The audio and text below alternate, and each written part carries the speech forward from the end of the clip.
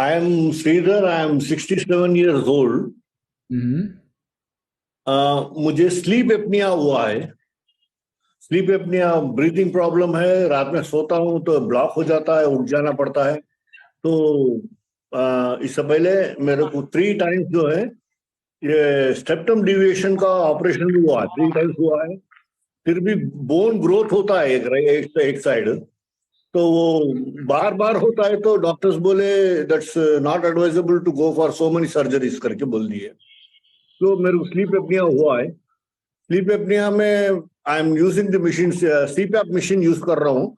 उससे तो मेरे को प्रॉब्लम नहीं है. रात में I am sleeping well. But I have developed a lot of other diseases because of that. मुझे डायबिटीज. नहीं, मैं समझ गया क्या. और मैं आपको बता देता हूँ, sleep apnea it is not because of deviated septum. Let me tell you that clearly. दूसरी बात, it is your inability to pull air. Body का ना, जिसे हम कहते हैं बॉडी का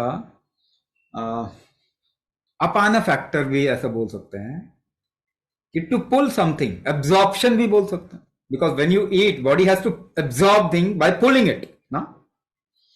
सो it is also like it can be related to your metabolic disorder. जैसे डायबिटीज हो गया, उसके साथ भी इसको कोरिलेट किया जा सकता है, या ऑर्गन फंक्शन के साथ भी कोरिलेट किया जा सकता है. समटाइम्स व्हाट हैपेंस, ब्रेडिकार्डिया और टैकीकार्डिया कह लो कि हार्ट का रिदम खराब हो जाता है. हाँ, ये भी होता है इसके साथ में. देन आप ये भी देखोगे कि there are people who get into some kind of a lung dysfunction because of this, है ना. लंग में लंग का भी इशू आ सकता है इसके कारण. लंग की कैपेसिटी भी कम हो जाती है. Now it is basically pulling factor of your body ना. If you just improve the pulling factor, it will go. बहुत इजी है ये ठीक होना, बहुत आसानी से ये ठीक हो जाता है. But you are not, if you are not looking at the root of the problem and you don't have a way to correct it, then there is no way to correct it rather.